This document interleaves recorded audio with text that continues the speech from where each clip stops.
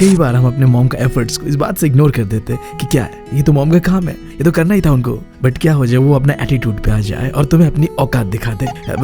तुम्हें समझ आएगा कि पूरे दुनिया में तुम ही सबसे यूजलेस गाय हो, मॉम के बिना तो तुम कुछ हो ही नहीं। तो आज का स्टोरी मदर्स डे इस चीज के बारे में बात करता है कि किस तरीके से हमें अपने छोटी छोटी मॉम का जो एफर्ट्स होता है उसे एक्नॉलेज करना चाहिए। इससे पहले कि हम स्टार्ट करें, क्योंकि ये एक प्ले है, तो इसका जो राइटर यानी कि प्ले राइट है ना, उसका नाम क्या है वो तुम मुझे बताओगे। अगर बता रहे हो तो ठीक है, अगर नहीं बता रहे ना तब देख लो, तुम्हें अगर सिंगल मारना है तो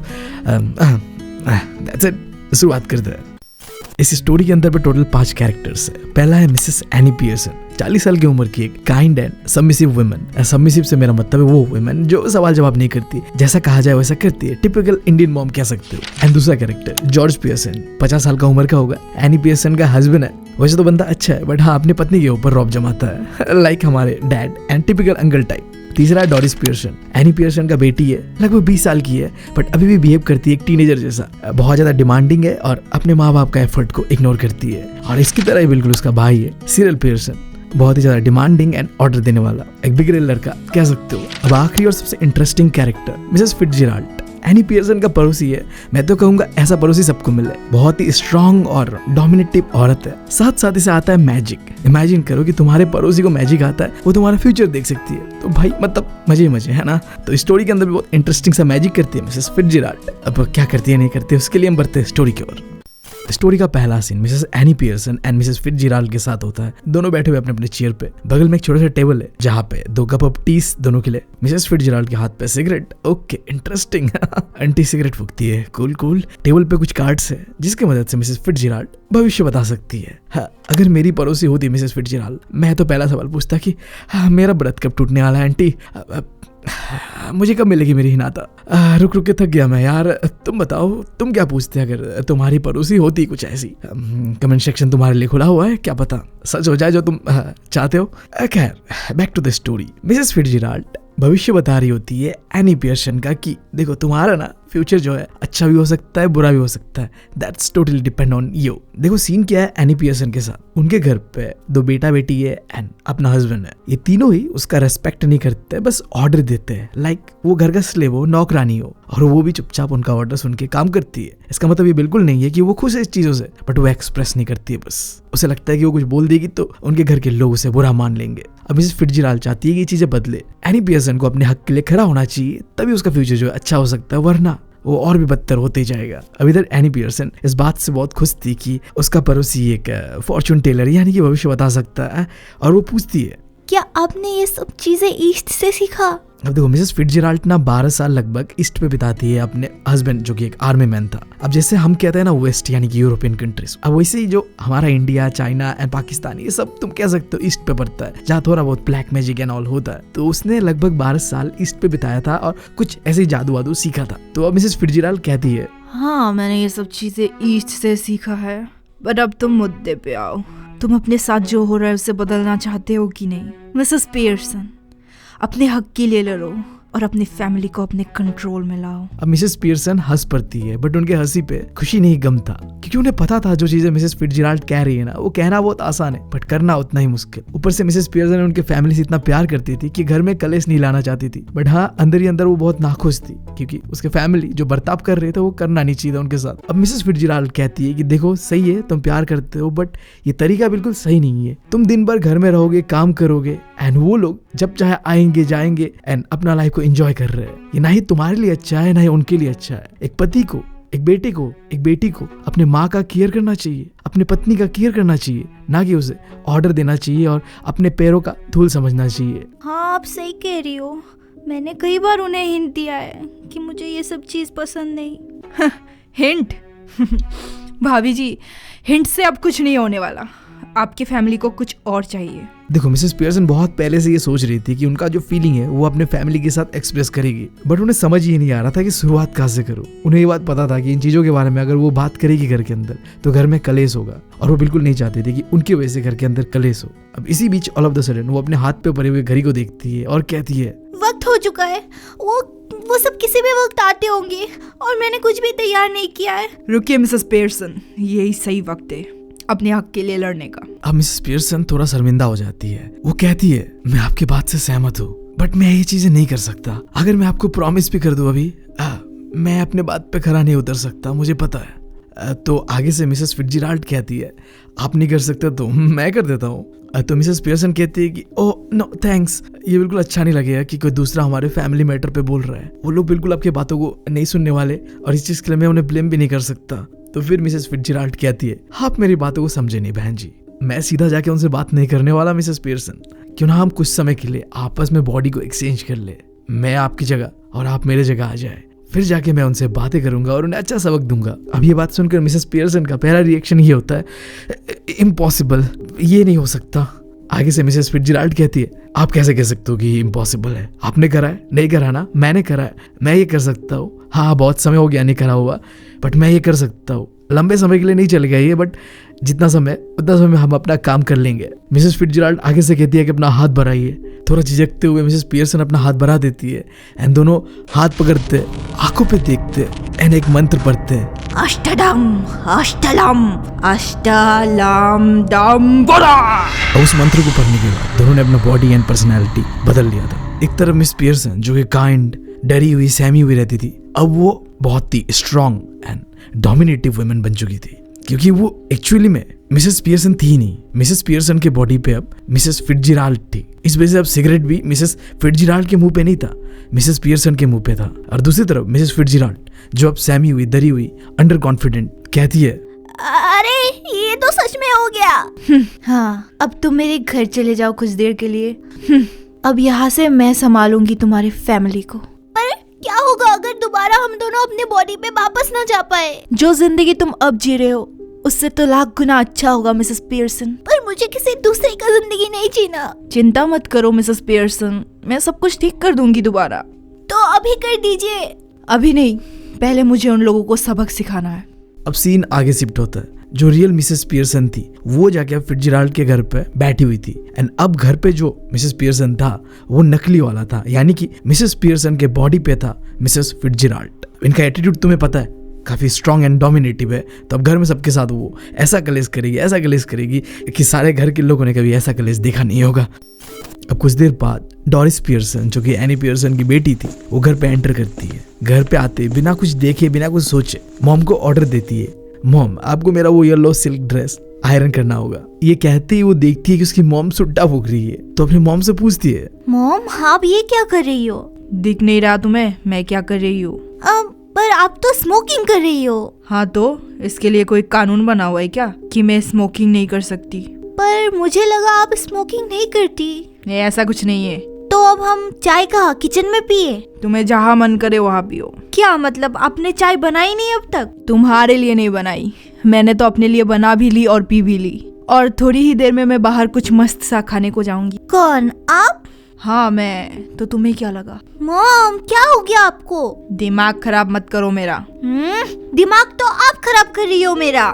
मैं पूरी दिन इतनी मेहनत से काम करके घर पे आई हूँ और आपने मेरे लिए चाय भी नहीं बनाया। और आपने सुना मैंने क्या कहा आपको मेरे येलो सिल्क ड्रेस के बारे में? क्या वो ड्रेस तुम्हें पसंद है? मुझे तो बिल्कुल भी नहीं। ऑफ कोर्स मुझे वो ड्रेस पसंद है और आज वो मैं पहनूंगी रात को। सो मैं चाहती हूँ कि वो आयरन हो जाए। क्या आयरन हो जाए?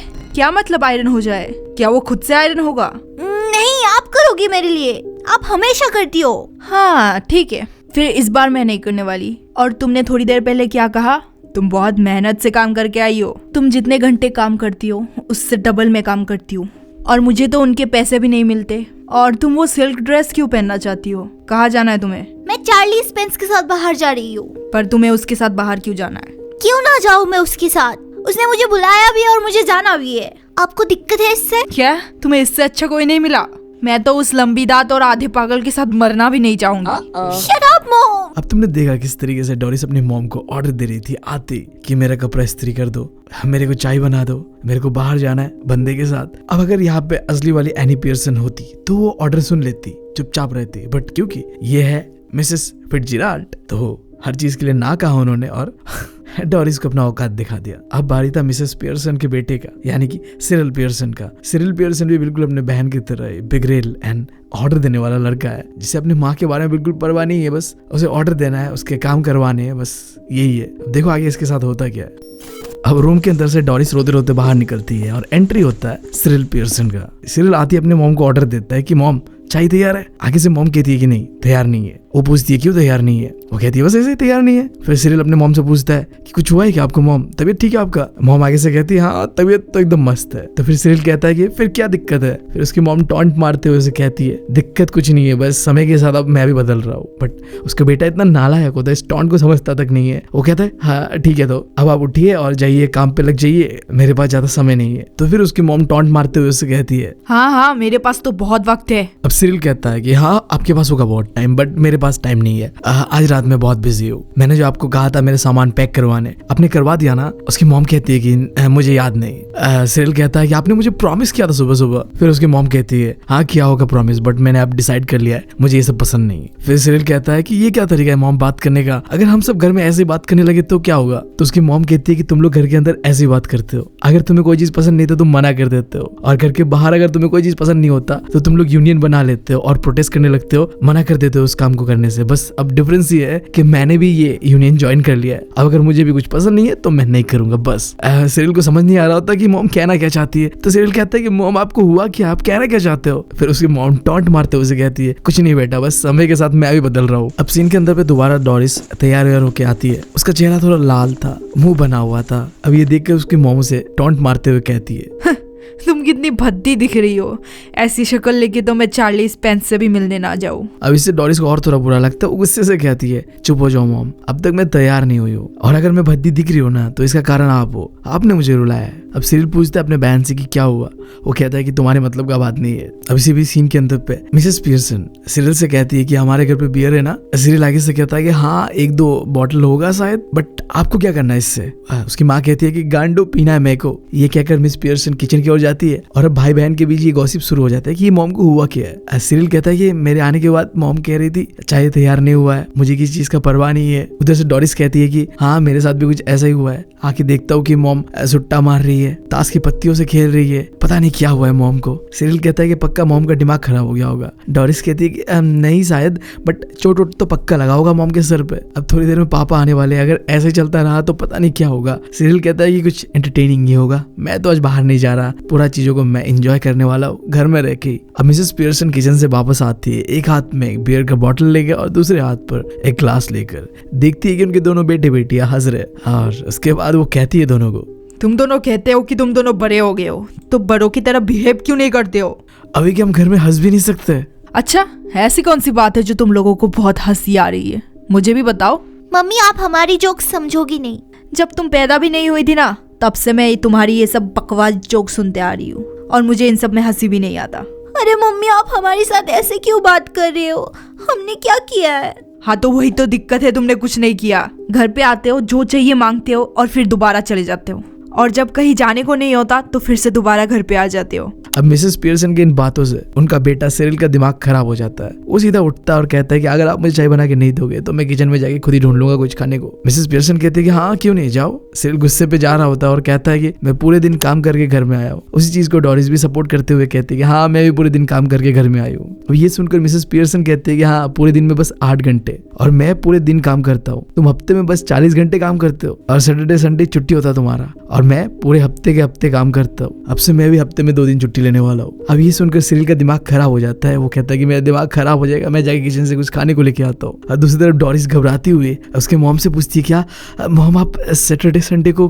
कुछ भी काम नहीं करने वाले। तो मिसेस पियर्सन कहती है नहीं मैं इतनी भी बुरी नहीं हूँ, छोटे मोटे काम कर दूंगा, खाना बनाना, तुम लोग अब बिस्तर तैयार करना, वो भी तब अगर तुम लोग मुझे बहुत ही रिस्पेक्टफुली और प्यार से रिक्वेस्ट करते हुए कहोगे और हर चीज के लिए मुझे थैंक यू कहोगे। तब अगर तुम लोगों ने थोड़ा भी अनबन किया तब तो भूल जाओ कि मैं कुछ करने वाली हूँ, पूरे वीकेंड में छुट्टी पे रहूंगी। डॉरिस इस बात से डर जाती है। वो कहती है कि क्या आप पूरे वीकेंड तब तो छुट्टी लेने वाले हो। मिसेस पियर्सन कहती है कि हाँ क्यों नहीं, मैं पूरे दिन घर पे रहता हूँ, पूरे हफ्ते घर पे रहता हूँ, मुझे छुट्टी नहीं चाहिए तो किसे छुट्टी चाहिए। तो डॉरिस कहती है कि बट अब छुट्टी लेके जाओगे कहाँ और किसके साथ जाओगे। मिसेस पियर्सन कहती है कि तुम अपने काम से काम रखो, वो मेरा काम है, मैं देख लूंगा। तुम तो जब बाहर जाती हो मुझे पूछ के नहीं जाती कि कहाँ जा रही हो, किसके साथ जा रही हो। डॉरिस कहती है कि हाँ बट वो अलग है। मिसेस पियर्सन कहती है कि कुछ अलग नहीं है, मैं तुमसे बड़ी हूँ, मुझे पता है कि कैसे जाना है, कहाँ जाना है। अच्छा तो ये रहेगा कि अगर तुम आज से कहीं बाहर जाओ तो मुझे पूछ के जाओ किसके साथ जा रही हो, कहाँ जा रही हो। अब इस बात से डॉरिस कहती है मॉम आप गिर गई थी क्या, या आपके सर पे कुछ चीज आके टकरा गया था। मिसेस पियर्सन का दिमाग खराब हो जाती है बात सुनकर।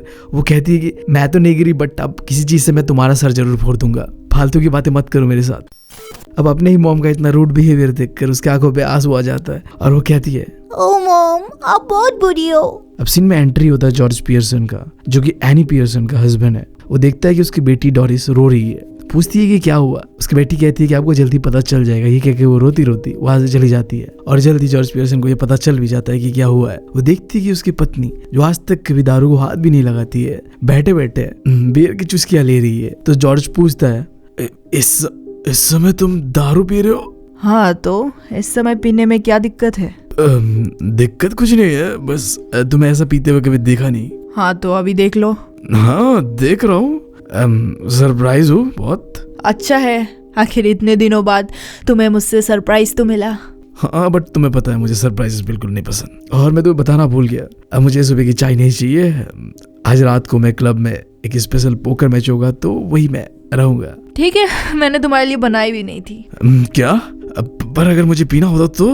हे भगवान, सुनो इस इंसान की बातों को। यही चीज तुम क्लब में जाके क्यों नहीं ट्राई करते? क्या चीज ट्राई करूं मैं क्लब में जाके? क्लब में जाओ और बियर की ग्लास के लिए मना कर देना, और जब ना दे तो गुस्सा करना है, ऐसा ही। मुझे समझ नहीं आ रहा तुम क्या कह रही हो। वो तुम पे बहुत हंसेंगे, जितना अब हंसते हैं उससे भी ज्यादा। क्या कह रही हो तुम? वो मुझ पे हंसते हैं? हाँ बिल्कुल, सब तुम्हें पॉम्पी ओम्पी पियर्सन के नाम से बुलाकर मजाक उड़ाते हैं, है ना?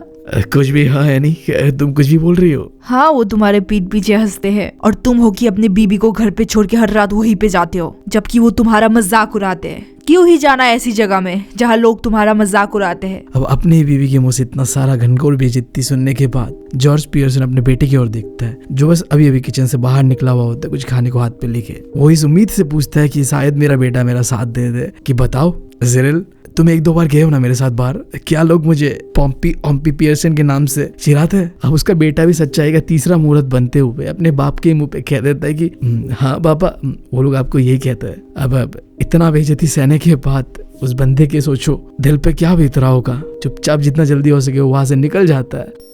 अब सिरिल अपने माँ की ओर देखता है और कहता है कि मॉम, आपको ऐसा कहना नहीं चाहिए था, आपने सच में डैड को हर्ट कर दिया है और साथ साथ आपने मुझे भी हर्ट कर दिया है। अब तुम्हें तो पता ही है कि मिसेस पियर्सन भाई अलग ही नशा करके बैठी हुई है। आज उसने किसी को नहीं छोड़ा था, पहले डॉरिस से शुरुआत किया, फिर सिरिल से शुरुआत किया, अब अपने पति के ऊपर चढ़ गई थी। भाई साहब, अब तुम्हें पता है माथा चढ़ा हुआ था, क्योंकि ये असली वाली मिसेस पियर्सन तो थी नहीं, ये थी मिसेस फिट्जराल्ड, जो कि ऐसी भड़की हुई स्ट्रॉन्ग वुमन है। अब उसने अपने बेटे को भी नहीं छोड़ा, ज्यादा ज्ञान दे रहा था वो, तो उसे कहा तुम तो ज्यादा बोलो मत, दिन भर बस फालतू के इधर उधर करते रहते हो काम। अब जब ऐसी वो अपने बेटे के ऊपर भड़क रही होती है, तो उसी बीच दरवाजे पे कोई घंटा बजाता है एंड सिरिल दौड़ते हुए जाता है एंड दरवाजा खोलता है एंड वापस आके मॉम को कहता है, मॉम वो पागल बुरी औरत है ना मिसेस फिट्जराल्ड, वो आई है, आपको नहीं मिलना ना उससे। आगे से मिसेस पियर्सन, जो कि एक्चुअली में वो औरत थी जिसके बारे में वो बात कर रही थी, पागल बुरी औरत मिसेस फिट्जराल्ड है, वो कहती है बकवास मत करो, जाके बुलाओ उनको, और हाँ, दोबारा उनको पागल बुरी औरत मत बोलना, वो तुमसे ज्यादा समझदार है। अब सिरिल अपने माँ से बेइज्जती करवाने के बाद जाता है और दरवाजा खोलता है और मिसेस फिट्जराल्ड, जो कि एक्चुअली में मिसेस पियर्सन है, वो घर के अंदर एंटर करती है। ओह, सब कुछ ठीक है ना यहाँ? कुछ ठीक नहीं है यहाँ। सब कुछ ठीक है, तुम चुप रहो। क्यों रहूं मैं चुप? क्योंकि मैं बोल रही हूँ तुम्हें चुप रहने को, जानवर की औलाद। अरे ऐसा मत बोलिए। ओ प्लीज, मुझे मेरी फैमिली को अपने हिसाब से संभालने दीजिए। अब मिसेस फिट्जराल्ड, जो कि रियल में मिसेस पियर्सन है, उसे समझ में आता है कि घर के हालात अब सही नहीं चल रहे, कुछ तो गड़बड़ चल रहा है यहाँ पे। वो पूछती है कि चल क्या रहा है यहाँ पे। तो मिसेस पियर्सन, जो एक्चुअली में मिसेस फिट्जराल्ड है, वो कहती है कि कुछ नहीं, मैं सबको अपना अपना औकात दिखा रहा हूँ, अपने अपने हद में रहना सिखा रहा हूँ, जो चीज तुम्हें पहले ही कर देना चाहिए था। और फिर मिसेस फिट्जराल्ड कहती है कि जॉर्ज घर पे है। मिसेस पियर्सन कहती है कि हाँ, मैंने तुम्हें सब कुछ बता दिया कि क्लब में लोग उसके बारे में क्या क्या सोचते हैं। अब मिसेस फिट्जराल्ड, जिसे पता नहीं है कि उसके पति के बारे में क्लब में क्या चीज को लेकर चर्चा है, वो कहती है कि हाँ, अच्छा ही सोचते होंगे सब लोग। तो मिसेस पियर्सन कहती है कि नहीं, ऐसा नहीं है, बट अब उन्हें पता चल चुका है कि उनके बारे में लोग क्या सोचते हैं क्लब के अंदर। अब मिसेस फिट्जराल्ड कहती है कि आपको ऐसा नहीं करना चाहिए था। तो मिसेस पियर्सन कहती है तुम चुप रहो, अब देखना घर के सारे लोग तुम्हारे इशारों पे नाचेंगे। पर मैं नहीं चाहती कि कोई मेरे इशारों पे नाचे। अच्छा ठीक है, तुम जो भी चाहती हो करेंगे वो लोग। अब सीन में दोबारा एंट्री होता है जॉर्ज का, जो कि आके देखता है कि एक पड़ोसी उसके घर आई हुई है, जिस बात से वो बिल्कुल खुश नहीं होता है। और उसका नाराजगी इस बात से पता चलता है जब वो मिसेस फिट्जराल्ड को पूछता है, आप कुछ समय के लिए आए होंगे यहाँ पे, या यही बसेरा बनाने का इरादा है आपका? तो मिसेस फिट्जजेराल्ड कहती है, ओह हाँ जॉर्ज। क्या कहा आपने? जॉर्ज? अब देखो, जाने अनजाने में एक गलती होता है मिसेस फिट्जजेराल्ड से, जो कि एक्चुअल में मिसेस पियर्सन थी। आप नॉर्मली अपने पति को तुम नाम से ही बुलाओगे, राइट? बट देखो यहाँ सीन क्या था कि जॉर्ज को शक हो जाता कि ये क्या है, ये मुझे नाम से क्यों बुला रही है। अब इस चीज को कवर अप करने के लिए मिसेस पियर्सन, जो कि एक्चुअली में मिसेस फिट्जजेराल्ड है, वो कहती है, हाँ तो क्या हुआ, नाम से बुला लिया तो तुम्हारा नाम जॉर्ज ही तो है, कोई ड्यूक ऑफ हिडनबर्ग तो हो नहीं तुम। अब जॉर्ज एकदम भड़कते हुए गुस्से पे कहता है, एक तो उसने मुझे जॉर्ज कहा, नाम से बुलाया, और तुम मुझे डांट रही हो। फिर भी मुझे इस बात का उतना बुरा नहीं लगा जितना तुम्हारे बात का लगा कि लोग मुझे कहते हैं पॉम्पी ऑम्पी पियर्सन, और तुम्हारी वजह से अभी तक मेरी प्यारी बेटी डोरिस चुप होने का नाम नहीं ले रही है, रोती जा रही है। अब ये सुनकर मिसेस फिट्जजेराल्ड, जो कि एक्चुअली में मिसेस पियर्सन है, उसे बुरा लगता है अपनी बेटी के बारे में। वो बीच में बोल पड़ती है, जिससे जॉर्ज और भड़क जाता है कि आप हमारे बीच पे क्यों बोल रहे हो, बाहर के आदमी होके। अब उसका ये बिहेवियर देखकर मिसेस पियर्सन, जो कि एक्चुअली में मिसेस फिट्जजेराल्ड है, वो उसे सीधा सीधा वार्न करती है कि अगर तुमने दोबारा किसी भी आते हुए मेहमान को इस तरीके से बात किया तो देख लेना, आते ही पहले गुड इवनिंग या कैसे हो आप इस तरीके से पूछना, ये नहीं कि बस आए और बैठ गए बिना कोई मैनर्स के। अब मिसेस पियर्सन के इतना भड़क जाने पर अपने पति के ऊपर मिसेस फिट्जजेराल्ड कहती है, अरे कोई बात नहीं। कैसे कोई बात नहीं? इंसान के अंदर कोई मैनर्स भी तो होने चाहिए। मुझे पता है क्यों मैनर्स नहीं है। क्यों नहीं है? जाओ जाओ, क्लब जाओ, आज तुम्हारा स्पेशल नाइट है ना, जाके अपना इज्जत उड़वाओ उनसे। अब ये सुनकर जॉर्ज अलग भड़क जाता है। वो कहता है कि हाँ बढ़िया, अब इनके सामने मेरा मजाक उड़ाओ। एक तो तुमने मेरी बेटी डोरिस को रुला तो दिया ही है, अब पड़ोसी के सामने मेरा इज्जत उछालो। सही है, सही है, सबको पता चलना चाहिए ना घर में क्या हो रहा है। अच्छा, पता नहीं क्या हुआ है तुमको। अब इससे मिसेस पियर्सन और गुस्सा हो जाती है कि कैसे तुमने मेरे सामने चिल्ला के बात किया। सीधा खड़ी होती है और कहती है कि और कुछ बोला तो तुम्हारे मुंह पे चाटा मार दूंगा। अब माहौल इतना गर्म हो चुका था कि बीच में आते हुए मिसेस फिट्जजेराल्ड कहती है, रुकिए मिसेस फिट्जजेराल्ड। अब जॉर्ज इस बात से कंफ्यूज था कि मिसेस फिट्जजेराल्ड ही खुद को मिसेस फिट्जजेराल्ड रुकिए कह रही थी। या तो इनके साथ कुछ हुआ है दिमाग पे, या क्या है मतलब सीन। जॉर्ज कहता है मिसेस फिट्जजेराल्ड से, ये आप क्या कह रहे हो, अपने आप को रुकने को कह रहे हो, आपको तो ये कहना चाहिए कि मिसेस पियर्सन आप रुकिए। अब फिर मिसेस पियर्सन भड़क जाती है और वो कहती है, जॉर्ज पियर्सन, मैं दोबारा नहीं कहूंगी तुमको, तमीज से बात करो। अब ठीक है। अब ऐसी खतरनाक बीवी का एग्रेसिव एटीट्यूड देख के भाई साहब जॉर्ज का, सही में बता रहा हूँ, गांठ फट चुका था। अब वो और कुछ कहने के हालत पे नहीं था और इसी बीच एंट्री होता है डोरिस का। वो वही कपड़ा वपड़ा पहन के फिर बाहर निकलती है, जिसे देखकर मिसेस फिट्जजेराल्ड कहती है, हेलो डोरिस। और जवाब में डोरिस कहती है कि हेलो मिसेस फिट्जजेराल्ड। फिट्जजेराल्ड पूछती है, अरे तुम तो चार्ली स्पेंस के साथ कहीं बाहर जाने वाले थे ना आज रात। अब इस बात से डोरिस थोड़ा बदतमीजी से बात करके कह देती है कि आपको क्या इससे। अब यहाँ पे फिर से हमारे मिसेस पियर्सन को मौका मिला था, बदतमीजी किया था किसी ने उनके आगे, तो वो छोड़ने वाले थोड़ी थे। अपनी बेटी को कहती है कि ये कोई तरीका है बात करने का, ऐसे बात करते हैं लोग। फिट्जजेराल्ड कहती है कि अरे कोई बात नहीं, होता है। तो मिसेस पियर्सन कहती है कि कैसे कोई बात नहीं, अगर ऐसी बेटी हो कि जिसे बात करने का तमीज नहीं है तो मुझे नहीं चाहिए ऐसी बेटी। प्रॉपर्ली जवाब दो मिसेस फिट्जजेराल्ड ने क्या कहा है तुम्हें उसका। डोरिस अपने बाप की ओर देखती है, जहाँ बाप इशारों में बताता है कि मुझसे कुछ मत पूछो, मैंने तो हार मान लिया, तुम्हारी माँ पूरी पगला चुकी है। तो ना चाहते हुए भी डोरिस कह पड़ती है, जाना तो चाहती थी बट तब मैं नहीं जा रही क्योंकि मेरी माँ ने मुझे जाने लायक छोड़ा नहीं अब तक। ये चीज तो तुम्हें पता चल गया होगा कि सबसे ज्यादा बेइज्जती तो डोरिस ने खाई थी। और वो बताती है कि क्यों वो नहीं जाती, जिसका सबसे बड़ा कारण ये है कि उसकी माँ ने जिस बंदे के साथ वो जाने वाली थी उसका घनघोर बेइज्जती कर दिया था कि वो बंदा जिसका दांत निकला हुआ है आधा पागल है। तो मतलब सवाल नहीं बनता ना, इमेजिन कि तुम अपने बॉयफ्रेंड के साथ जाने वाले और तुम्हारे बॉयफ्रेंड का ऐसा घनघोर बेइज्जती कर दे, तुम भी सोचोगे एक बार कि सही में वो ऐसा है, तो मतलब सेंस तो बन नहीं रहा ना मतलब जाने का। अब ये बात सुनकर मिसेस फिट्जजेराल्ड मिसेस पियर्सन की ओर देखते हुए कहती है, आपको ऐसा नहीं बोलना चाहिए था। मिसेस फिट्जजेराल्ड, आप मुझे मत सिखाओ कि मेरे फैमिली को कैसे संभालना है। आप अपना फैमिली देखो, मैं अपना फैमिली देखती हूँ। अब जॉर्ज आगे से कहता है कि हाँ अब तुम इन्हें भी डांटना शुरू कर दो। तो मिसेस पियर्सन फिर से अपने पति के ऊपर भड़कते हुए फिर कहती है, अरे तुम्हें देर नहीं हो रहा है, जाओ जाओ क्लब जाओ, तुम्हें अपना बेइज्जती नहीं करवाना है। और डोरिस, रोना धोना बंद करो अपना। बहुत हुआ, अब रोकना होगा मुझे ये सब चीजें। अब देखो मिसेस फिट्जजेराल्ड, जो कि रियल मिसेस पियर्सन थी, वो अपने फैमिली को इस कंडीशन पे देख रही थी कि सबको बेइज्जती करा जा रहा था, वो सह नहीं पा रही थी। अब उन्होंने सोच लिया था कि अब इसे रोकना है, बंद करना है। तो वो सबको कहती है, तुम दोनों थोड़ी देर के लिए बाहर जाओ और हमें प्राइवेट में बात करने दो, मैं सारी चीजें सॉल्व कर दूंगा। अब इस बात से वो दोनों भी मतलब खुशी थे कि अब इतना कलेश कर रही है घर पे, थोड़ी देर के लिए छोड़ देते अकेला, इसी बहाने अगर ये ठीक कर देती है तो ठीक है। बाकी उन दोनों को तो पक्का हो चुका था कि इनकी बीवी और मॉम पागल हो चुकी है। तो वो चले जाते हैं और जैसे ही वो जाते हैं, जो रियल वाली मिसेस पियर्सन है यानी कि मिसेस फिट्जजेराल्ड कहती है आप दोबारा जो भी चीजें है वापस कर दीजिए, बॉडी एक्सचेंज करवा दीजिए। पहले थोड़ा मिसेस पियर्सन झिझकती है बट आखिर में मान जाती है। दोनों दोबारा हाथ पकड़ते, आंखों पे आंखों में देखते एंड वो बॉडी को फाइनली बदल लेते वही मंत्र बोलकर। अष्टदम अष्टलम अष्टलम दम गोला।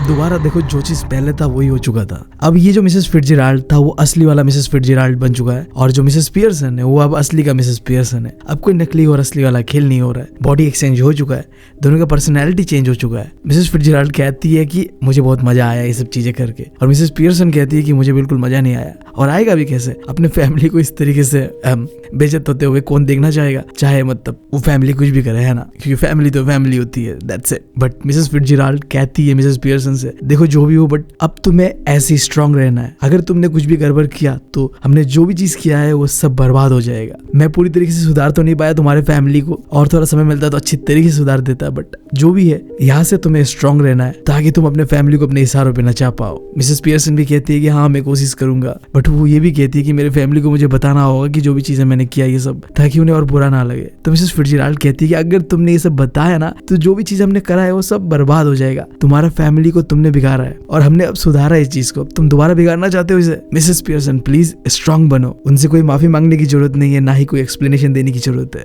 तुम्हें बस स्ट्रांग रहना है। प्लीज मैं तुम्हें वार्न कर रहा हूँ ये बात के लिए। मिसेस फिट्जजेराल्ड मिसेस पियर्सन से पूछती है कि तुम्हें अपने फैमिली के साथ क्या करना पसंद है। तो वो कहती है कि मुझे जो पत्तियों वाला गेम होता है ना वो खेलना पसंद है, बट वो तो बस जब क्रिसमस का टाइम होता है तभी हो सकता है। तो मिसेस फिट्जजेराल्ड कहती है कि ऐसा नहीं है, तुम अभी भी कर सकते हो। उन्हें जाने से रोको कहीं भी घर से बाहर और उन्हें खेलने के लिए बुलाओ एंड एंजॉय करो। ये कहकर मिसेस फिट्जजेराल्ड उठ के जा रही होती है और आखिरी बार वार्न करती है कि मिसेस पियर्सन भूलना मत, तुम्हें टफ रहना है। तो मिसेस पियर्सन अपने फैमिली को बुलाती है, सबको देखती है, सबके चेहरे पे खौफ दिख रहा था क्योंकि अभी अभी इतना बड़ा कांड जो किया था मिसेस पियर्सन ने। हालांकि वो मिसेस पियर्सन नहीं थी बट चेहरा तो वही था ना, उस चेहरे से अब सब डरे हुए थे, चाहे उसका पति हो चाहे 2 बच्चे हो। वो कहती है कि तुम लोग आज बाहर नहीं जाने वाले राइट, तो एक काम करते हम लोग सब मिलकर पहले 3 पत्ती खेलेंगे एंड देन मैं और तुम्हारे पापा बात करेंगे आपस में एंड तुम दोनों बेटा बेटी जाकर खाना बनाओगे। कैसा लगा मेरा आइडिया?